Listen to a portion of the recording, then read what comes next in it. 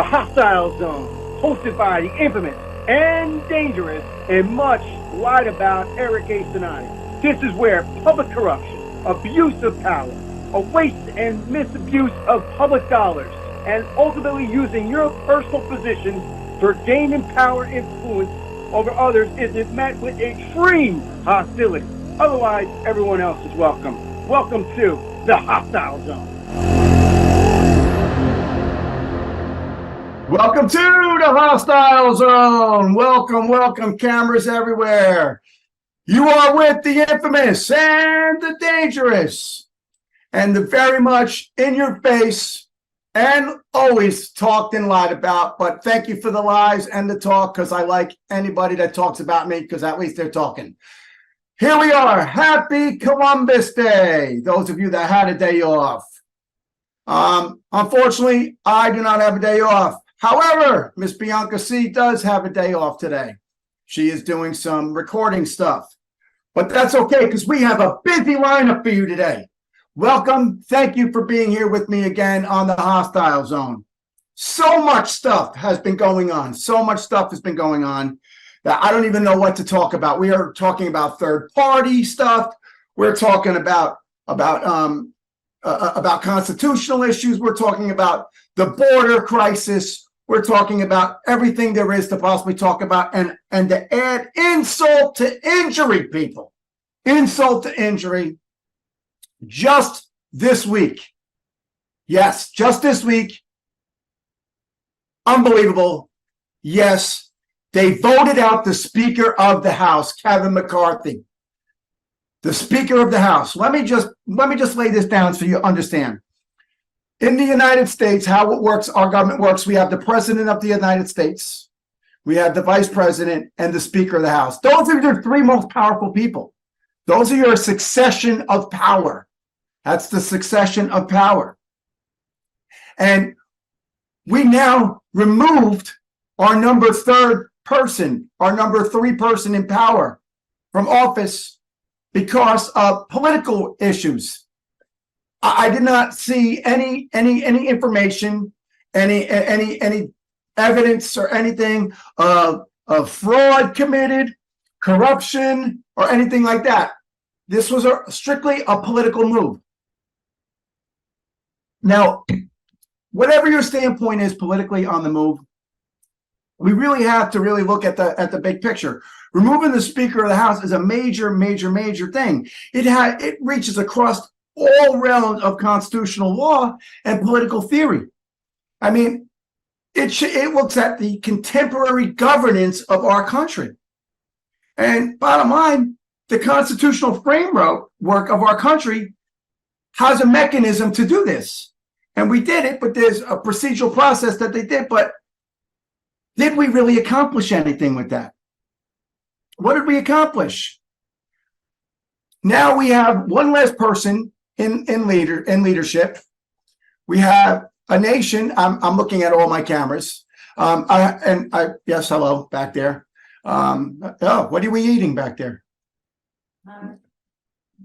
Mexican food. We're having Mexican food on here. Nobody offered me any Mexican food. Anyway, so first and foremost, there are ethical questions at hand here.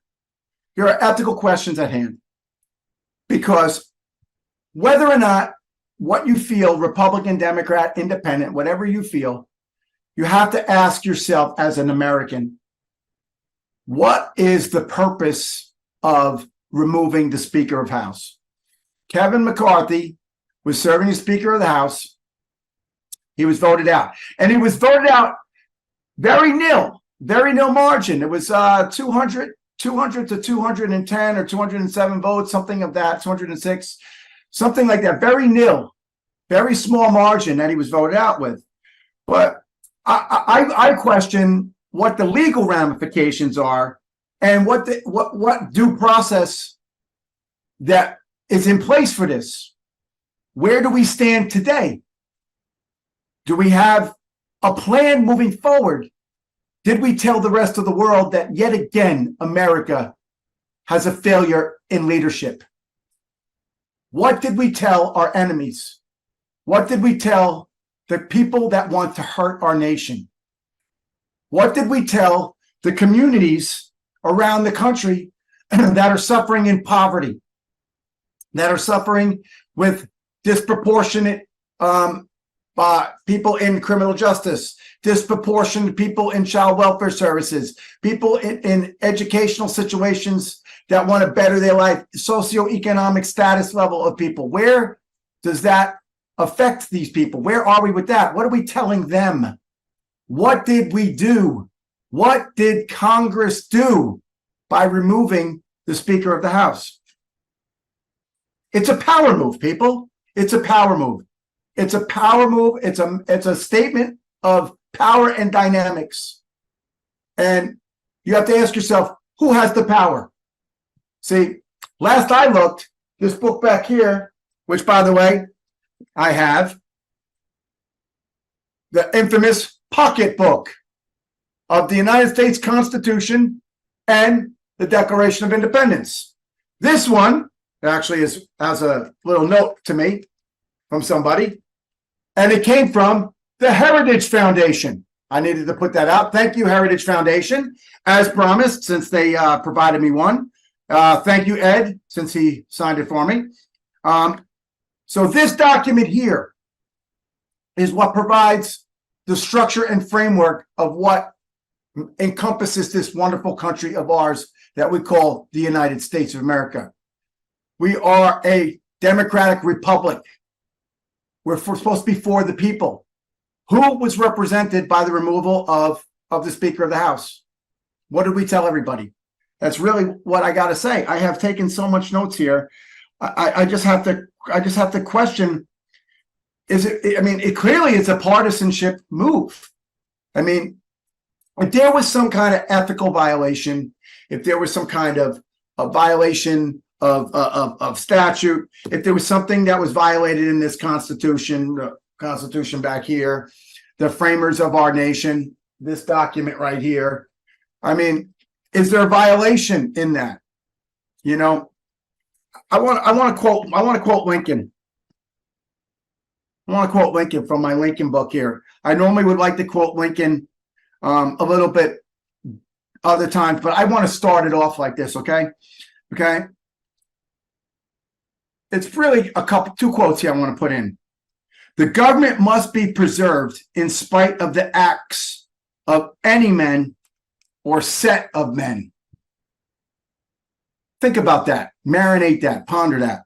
The government must be preserved in spite of the acts of men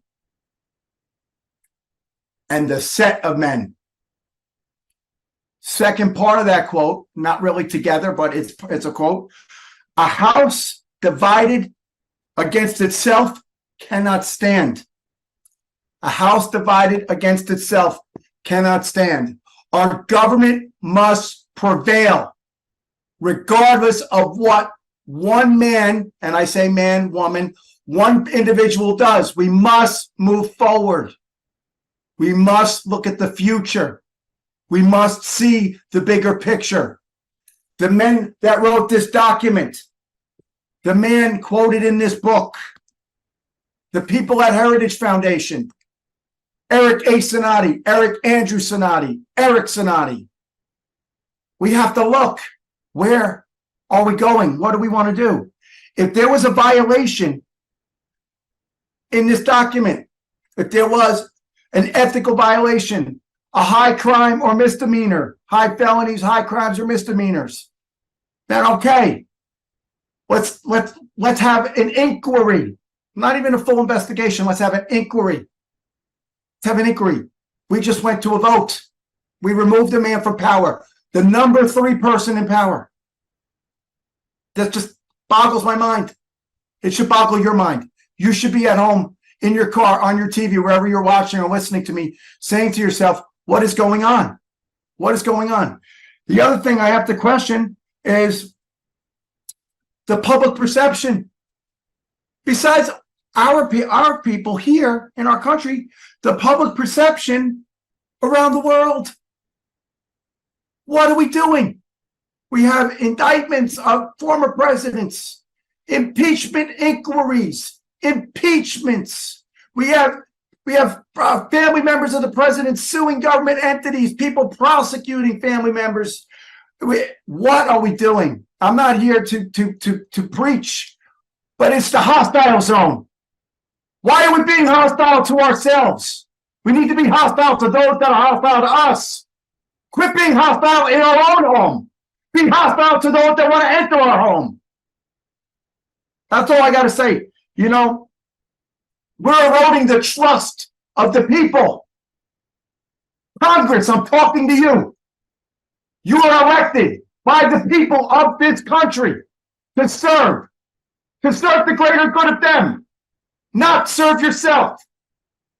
You're there to serve the people of your district, the people of your state, and the people across the nation. Okay? It's not about what you're going to get out of yourself for a political gain. You're eroding the trust of the American people of the system. You cannot come back from that. It's like a cheating spouse. When somebody betrays their spouse and they cheat on their husband or spouse and they get caught and they're alive, that's never going to be forgotten. They eroded their trust. It's gone. We're eroding the trust. You're eroding the trust of the people of this very system.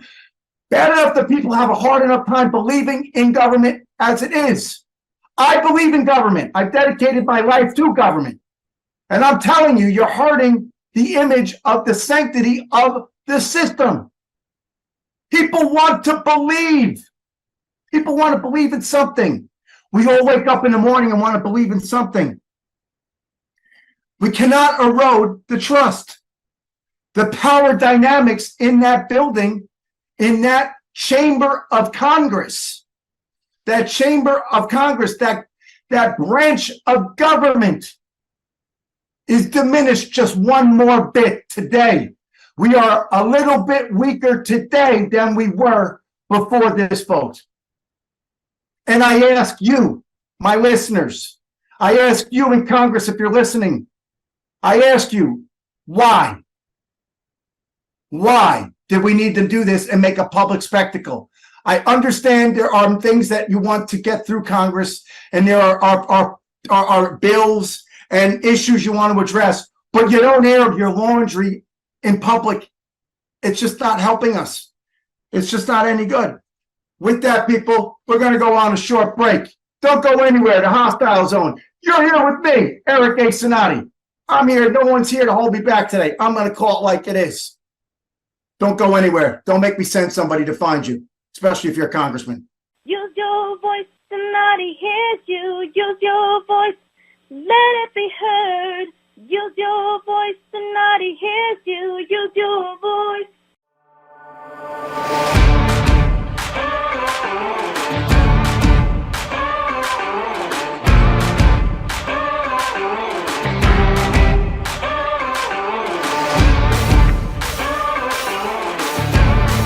I am Eric A. Cinotti. You've never heard of me. Or yes, you have. You're questioning, have you? You're thinking about it. Either way, you will know me now. 6 p.m. Central, 7 p.m. Eastern. Do not be anywhere else. Be seated in your car, in your office, on your couch. I don't care what you're doing. Put the remote down. Put the hands-free away. Listen to the radio. You're listening to me, the Hostile Zone, where we pull back the curtain and expose and hold no punches on people that use their position and use your money for no good. Use your voice, Cinotti hears you. Use your voice, let it be heard. Use your voice, Cinotti hears you. Use your voice. Welcome back. Welcome back. Here we are, the Hostile Zone. You're with the one and only, the infamous, in your face, live and in person, legal scholar that I am, Eric A. Cinotti. I want to put on a side note that I have a feature article coming out soon. It's been written and it's about to be launched. It'll be in the news within the next maybe week, where I'm going to be addressing the child welfare system in the United States and the failing aspects of it and how we can try to recover it, so we can protect our most vulnerable population, our children. Because at the end of the day, that's important. Now, Congress, that's an issue you should have taken up. That's an issue for discussion. Let's talk about the failing welfare system, the failing child welfare system. Let's talk about children that are removed from the home that should not be removed from the home, and children that are left in the home and they're beaten and end up dead and never end up on a radar screen. That's an issue, Congress, maybe you might want to look at. We might want to revert that into human trafficking. Let's have a conversation on that too. But instead, we're having a vote of confidence on our Speaker of the House. But going back to Speaker of the House, I have to wonder, what's the public perception in general? We know that obviously people are unhappy. I mean, people can't possibly be happy with this. I mean, this is something that we have to deal with. But what is the media's role? And I know I'm a member of the media. I'm here talking to you. I have my press credentials, just like everybody else. I'm a member of the Journalist Guild and Union. But mainstream media, and I use that word loosely because everybody seems to want to use that word as a punchline, and the fake news as a punchline. I'm not using those words. But what is the media in general? And when I say mainstream, I'm talking your mom and pop station, your 24-hour news cycle that people are watching or reading or listening to. What is their role in the removal of the Speaker of the House? What is their role? What is the coverage? Have you been paying attention? Because I have. And I'm appalled at the broad spectrum of opinions across the board on what one particular news network might think about it as compared to another network. But is anybody actually identifying A, B, C, and D of what might have come from this document for that? Because you know what, this gentleman, Speaker McCarthy, or former Speaker McCarthy, Congressman McCarthy, Representative McCarthy, he's now out. He's still a member of Congress, but they could have done this vote when they vote for Speaker. They did not need to do a recall and remove him. This is just my humble opinion to you, my fan base, my listeners. My humble opinion. I whether or not you agree with me or you don't, and I'm going to have my bots that are going to complain. Yes, I get the emails. Yes, I see. But you know what? That's my humble opinion that we wasted our time. We wasted the American tax dollar. Every time they open the door to that chamber of Congress, every time one of those members of Congress get in their car and drive somewhere or do anything, that cost us taxpayer dollar. Everything they do is tax funded. Everything they do comes from your pocketbook, my pocketbook, comes from that section on your paycheck that says FICA. It comes from there. So you've got to ask yourself, what good did that do you? Is that going to make you at home have a better meal on your table for your children tomorrow? I don't know. I bet you I know who it does benefit.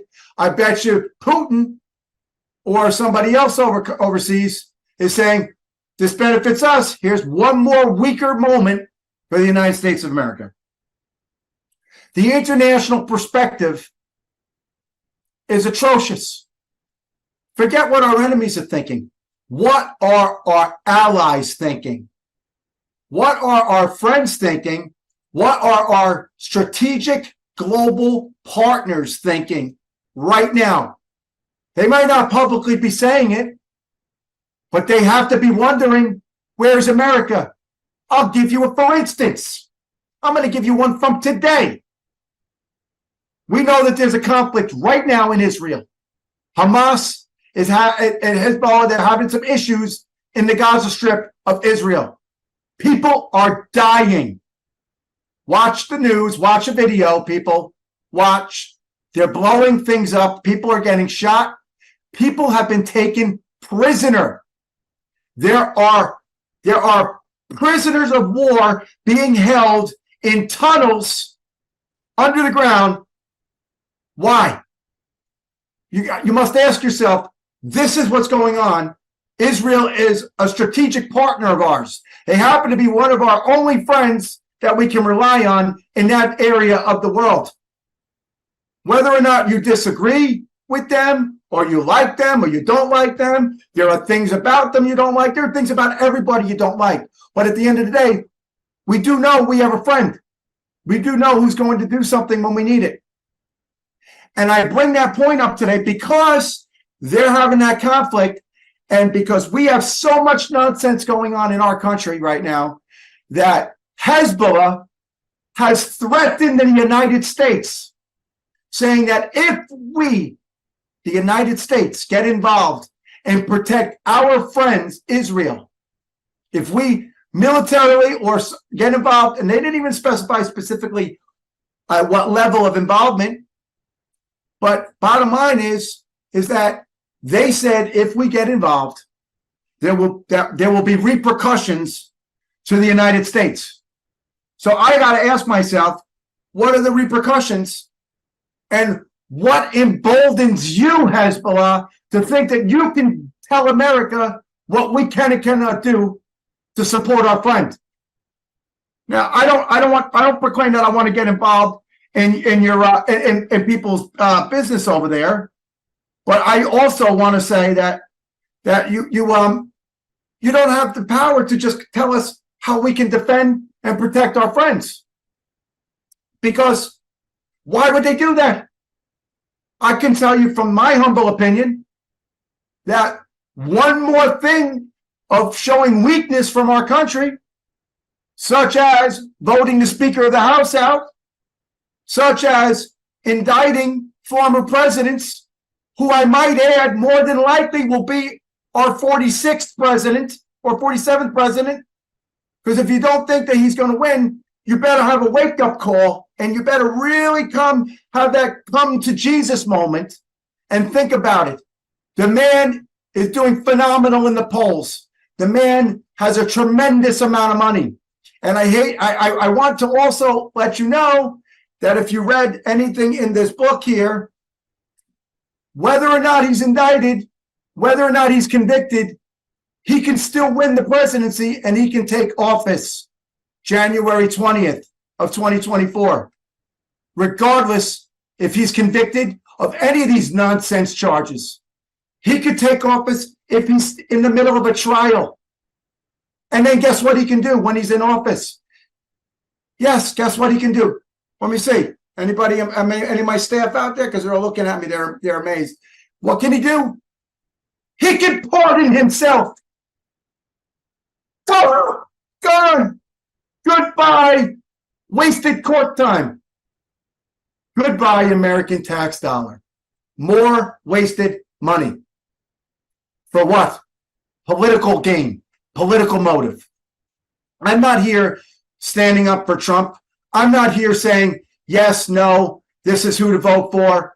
I'm not doing that. I'm not going on what political party or what candidate to choose. I'm merely talking public administratively, public policy. I'm speaking as a globalist right now. I'm talking about what we look like globally and now the impact of the American people. This man might very well win the election.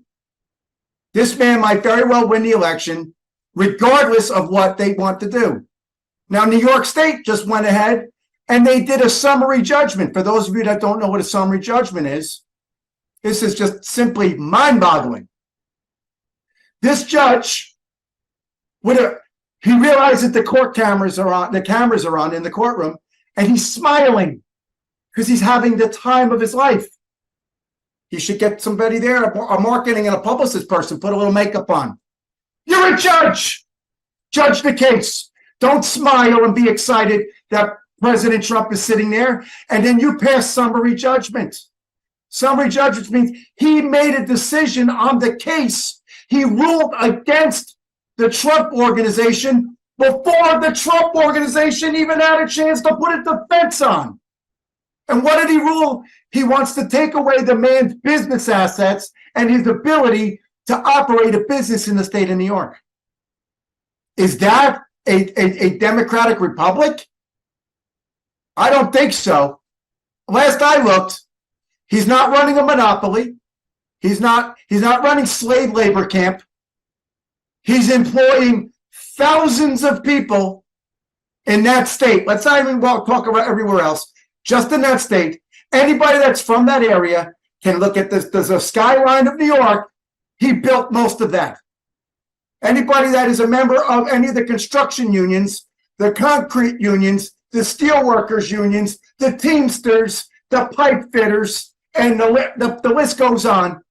They all made money. They all built buildings. They built infrastructure. They did something because of this man's company.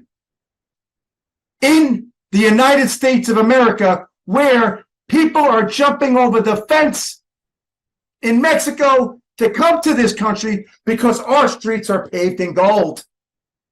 Well, how gold are our streets if we have some judge who's just off his rocker and he's just passing judgment on somebody without actually giving him a chance to defend himself? And by his judgment, he's stripping away the constitutional values of a free market, of a capitalistic society. That's why people are dying at the border to come here, because we have opportunities. Yet we have a judge in New York that is smiling with a big smile on his face when he realized he's on camera, because he's taking on President Trump. Come on, where are we going? What are we doing here? You know, we need to go on a break. Let's get a good commercial. You marinate that. Don't go anywhere. Use your voice, Cinotti hears you. Use your voice, let it be heard. Use your voice, Cinotti hears you. Use your voice. Use your voice, Cinotti hears you. This is Eric A. Cinotti. You're asking who this guy is?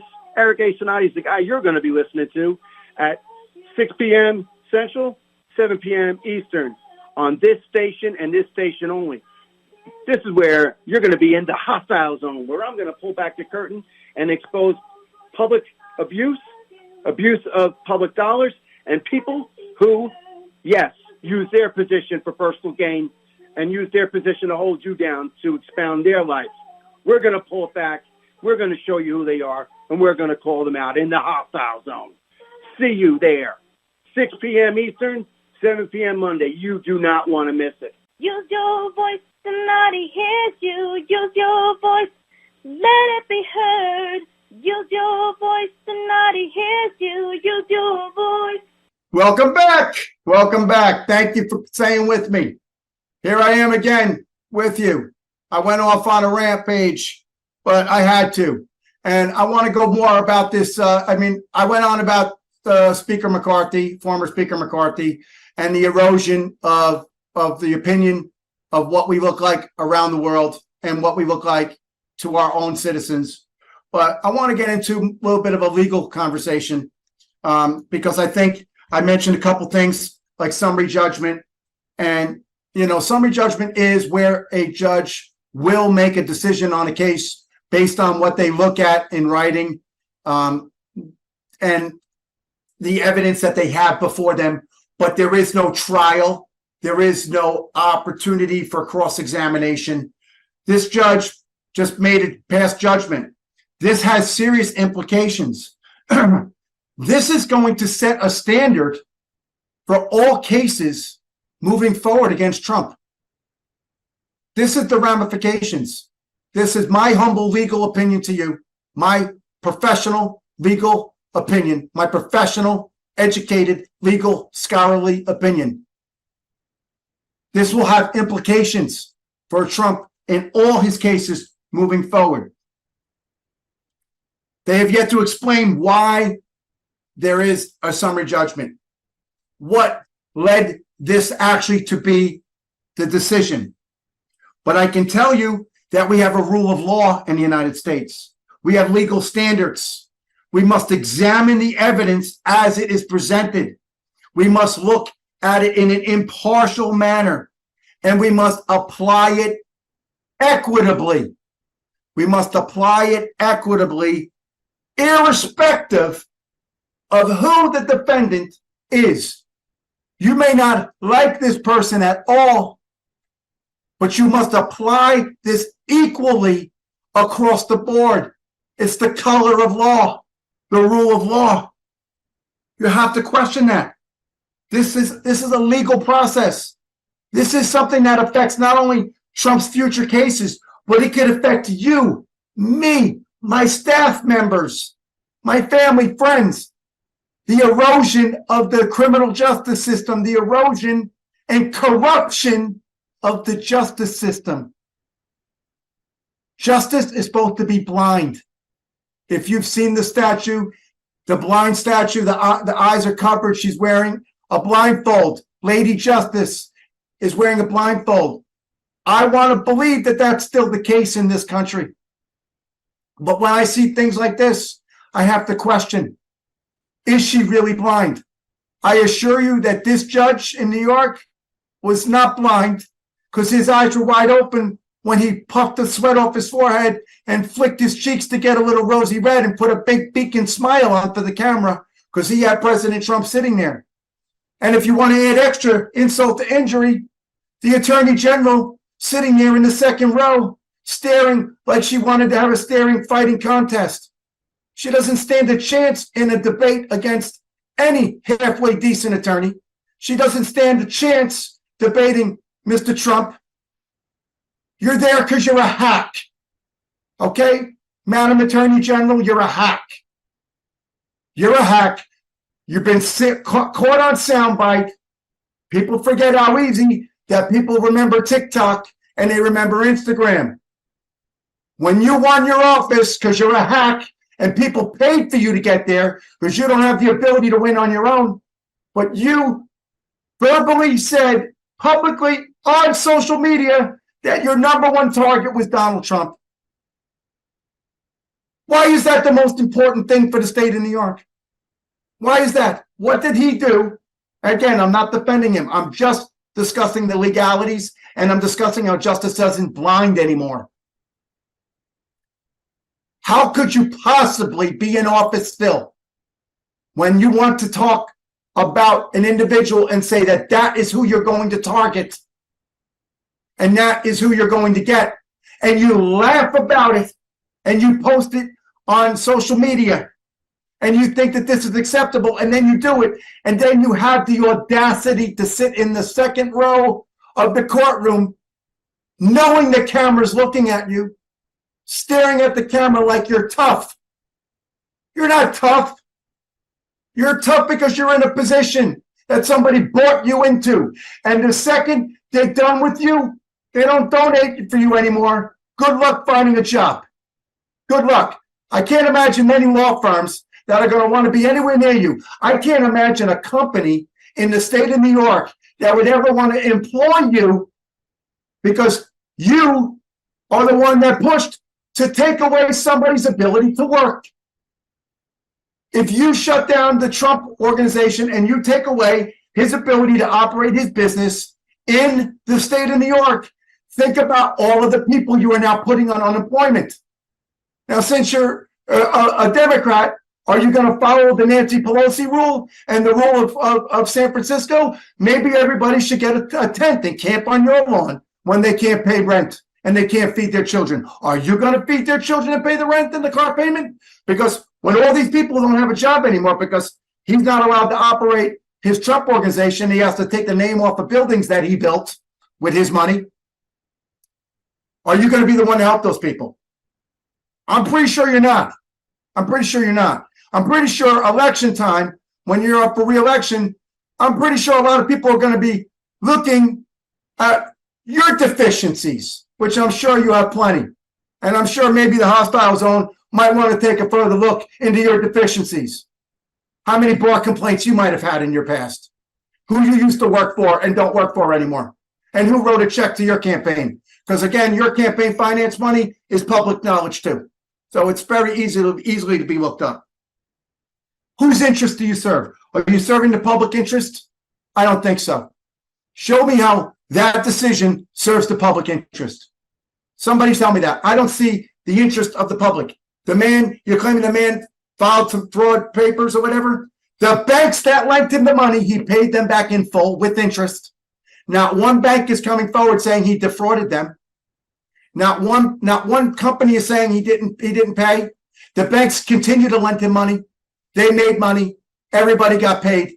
We have infrastructure. We have jobs. You, Madam Attorney General, did not satisfy the due diligence of your position by having the public interest at heart.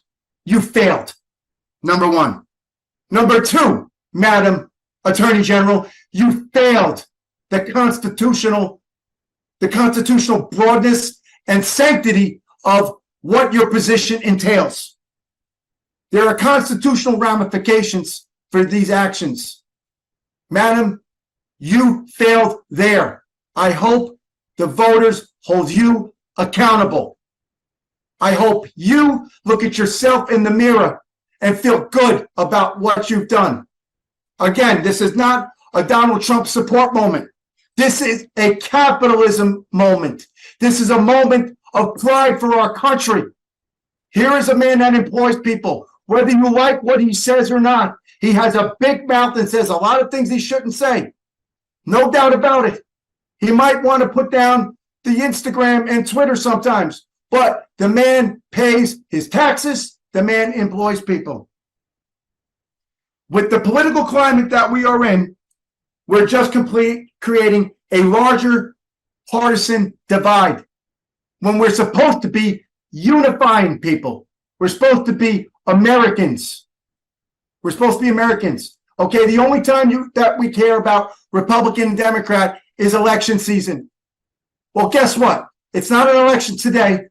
And going after this man in civil court and criminal court to try to stop him is violating the rights of every citizen in this country, because we, the people, have a right to choose our president.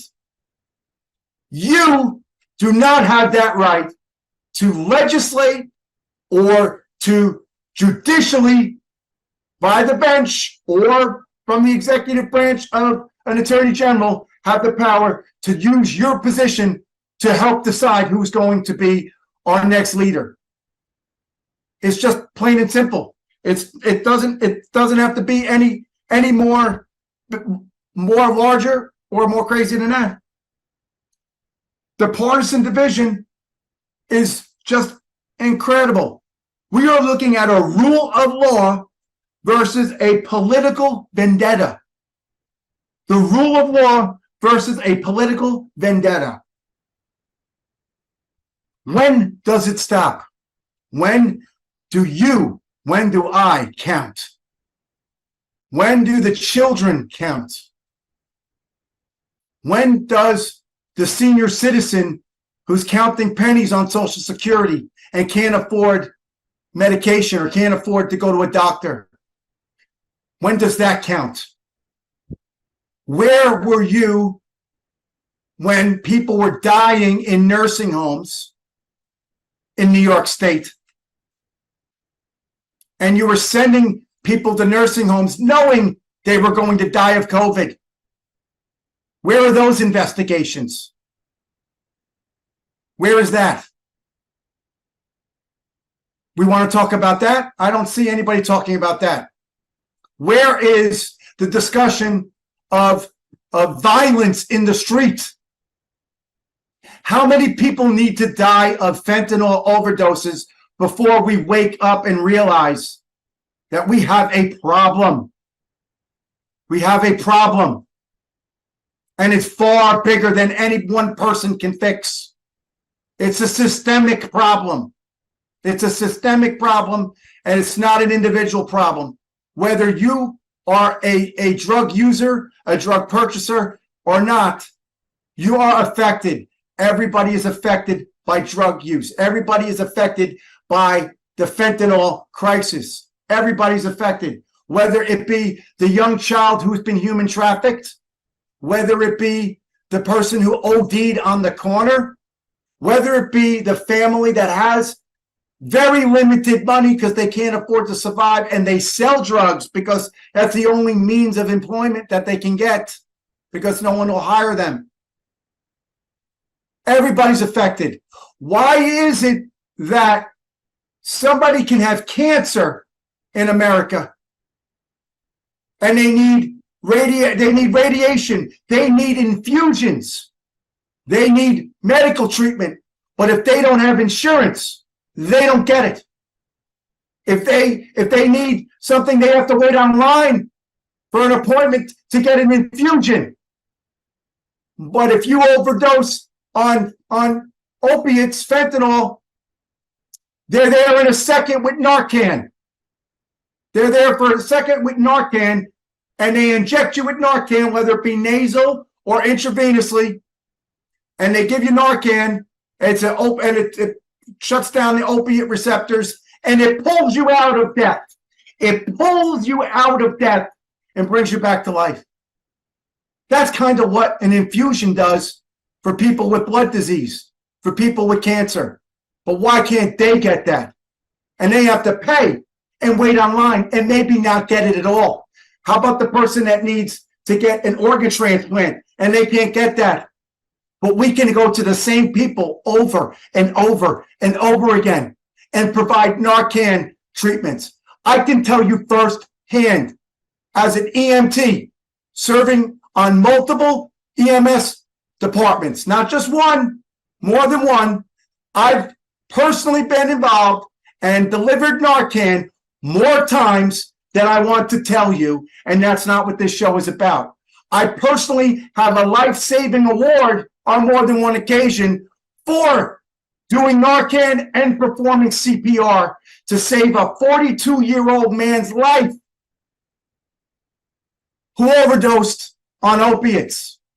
This is our crisis. This is our crisis.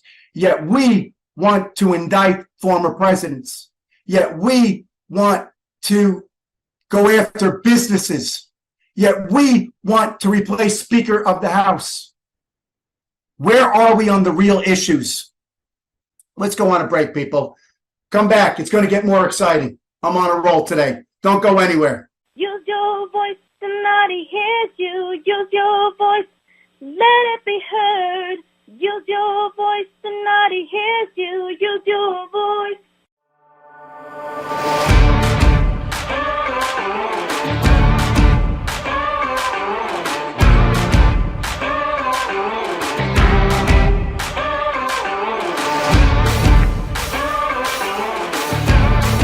I am Eric A. Cinotti. You've never heard of me. Or yes, you have. You're questioning, have you? You're thinking about it. Either way, you will know me now. 6 p.m. Central, 7 p.m. Eastern. Do not be anywhere else. Be seated in your car, in your office, on your couch. I don't care what you're doing. Put the remote down. Put the hands-free away. Listen to the radio. You're listening to me, the Hostile Zone, where we pull back the curtain and expose and hold no punches on people that use their position and use your money for no good. Use your voice, somebody hears you. Use your voice, let it be heard. Use your voice, somebody hears you. Use your voice. Welcome back. Welcome back. All right, here we are again. You're with the infamous Eric Andrew Cinotti. Eric A. Cinotti. Eric Cinotti. EricAndrewCinotti.com, EricCinotti.com, TheHostileZone.me, and a whole host of other websites. I'm just trying to get that out there before I forget. Please check me out on Facebook, Eric A. Cinotti, The Hostile Zone.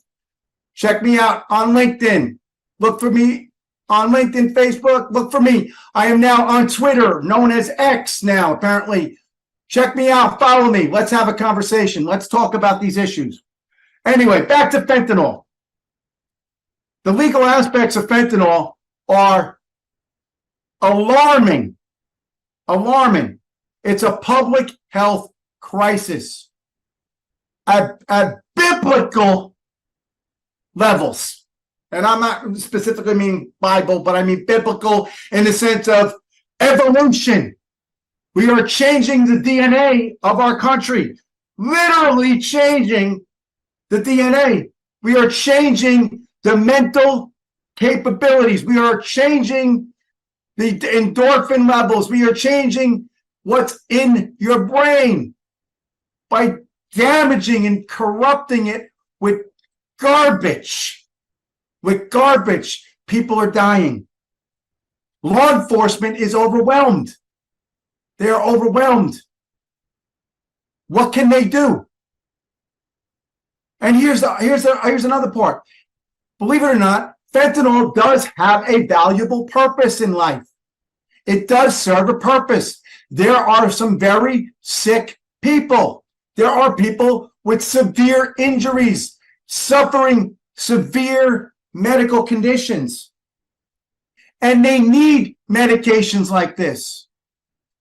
Fentanyl is a scheduled pain drug. It's an opiate-based drug, a synthetic opiate-based drug that is purpose is to relieve pain. Unfortunately, it does provide side effects that some people find to be, enlightening, pleasurable, whatever you may want to call it. I can't really speak to it because this is not anything that I have personal experience with, other than taking medication for medicinal purposes legitimately. And I was hurt, and I didn't experience anything from it, and I have never gotten high from it, so I wouldn't know. But I can say that it does have a purpose. So with that, it is an enormous problem for law enforcement, because some people have this in its prescriptions. They have other opiate pills, Oxycontin, etc., in pills, and they might have them in prescriptions, and you don't know if they really need it. There are people that need these prescriptions that can't get them because doctors are afraid. The DEA, the Drug Enforcement Agency, supervises what prescriptions are written and not written. And doctors are afraid to give the prescriptions out, so people are suffering that need them. And it is sad when somebody needs a prescription because they're suffering from a medical condition and they know they're suffering, but doctors are afraid to write the prescription because they don't want to be scrutinized by an overburdensome government, so they don't write the prescription. And some of these poor individuals find themselves on the street to purchase these drugs because they need them, and they end up dead. They end up dead because they're laced with things that they shouldn't have. We talked about this last week on the show. Somebody that I know of that had got an Adderall, and they needed an Adderall, and they didn't have a prescription because they didn't have access to their prescription, and they couldn't get anybody to write a prescription, and they got one from the street that was laced with fentanyl. People are dying. There are social consequences to failure to act. The populations that are dying are vulnerable populations. This is a crisis of disproportionate levels. It's impacting certain communities more so than other communities. And I could go down the list of what these communities are, but I don't need to. You already know. The lower socioeconomic status somebody is, the more likely they are that they're going to get a drug that is of a low quality. They may not have health care and they have to buy it on the street. Again, I'm going to go back to the guy that overdoses and gets Narcan for free from 911 over and over and over again without penalty and without charge. They don't even arrest the person because they sought medical treatment. So when you overdose on an opiate, 911 has to come with fire department, EMS, and law enforcement. All of those resources are taken away from somebody else to come to you or whoever this person is to provide Narcan and maybe have to do CPR and then transport them to the hospital. All while those resources could have been allocated somewhere else. And again, not to make light of a situation, but that is expensive. These are public dollars. This is your tax dollars, my tax dollars, your FICA. Look at your paycheck. This is where it's going to. We have a global supply issue. We are not just making this here. This is coming from other countries. Countries that don't like us. They are poisoning our youth. They are poisoning our people. And we're worried about who the Speaker of the House is. And we're worried about if Donald Trump should be able to operate a business in New York. I ask you, what are we doing? I understand we are a rule of law country. I understand. I understand that this is the hostile zone and corruption will be met with extreme hostility. So yes, if you're corrupt, you don't belong in office. But I question the judge who smiled for camera. Do you feel that you are fit to serve on the bench? I question you, Madam Attorney General. Do you feel that you're fit to be in office? People are dying. People are hurting. Americans are suffering every day. Follow me on Facebook. Follow me on soon to be Instagram. Follow me on Twitter. EricAndrewCinotti.com. EricCinotti.com. CINOTTI.com. EricCinotti.com. Follow me on Twitter. Follow me on X. Get me on Facebook, The Hostile Zone. Because here on The Hostile Zone, Cinotti hears you. I hear you. I'm looking at all my cameras. I hope you heard me today, because you're going to hear me more next week. With that, Miss Bianca C is going to take us out with honor and style, because I still love our country, and we're going to celebrate it. Oh, say, can you see by the dawn's early light what so proudly we hailed at the twilight's last gleaming, whose broad stripes and bright stars through the perilous fight, o'er the ramparts we won, were so gallantly streaming, and the rocket's red glare, the bombs bursting in air, gave proof through the night that our flag was still there. Oh, say does that star-spangled banner yet wave for the land of the free and the home of the brave? Use your voice, somebody hears you. Use your voice, let it be heard. Use your voice, somebody hears you. Use your voice. Thank you for listening to The Hostile Zone, because in Cinotti's Zone, I hear everything, everywhere.